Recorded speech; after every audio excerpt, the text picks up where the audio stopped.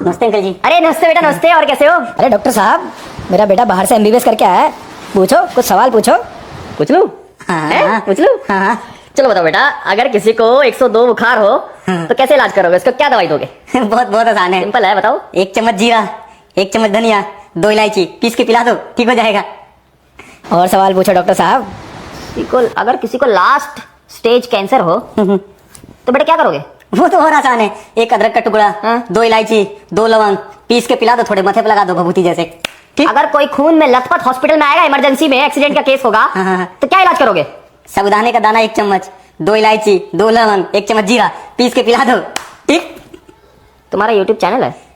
हाँ, आपको कैसे पता है? यूट्यूब पे टिप्स देते हो ना? हाँ। अगर मैं तुम्हें 2-4 थप्पड़ मार दूं और धक्के देके घर से निकाल दूं तो क्या करोगे? अगर चोट लगेगा तो 1 चम्मच हल्दी, ठीक?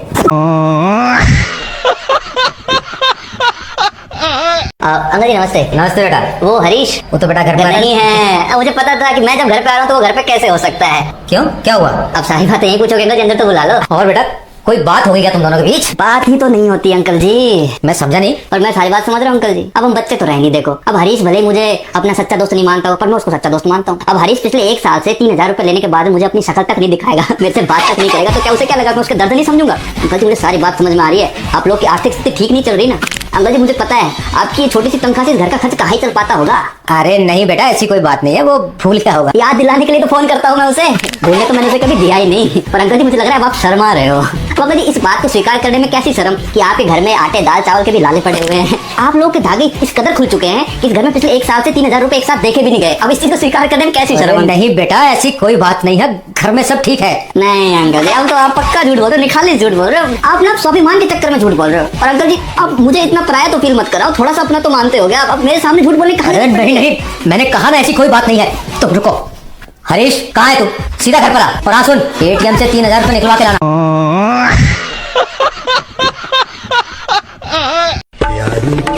Excuse me?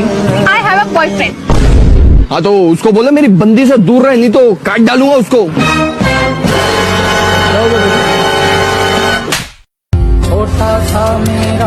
क्यों मारा?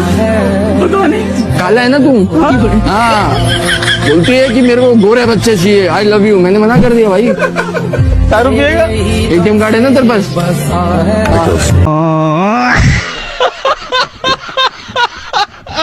हेलो सबान भाई, आ जाओ।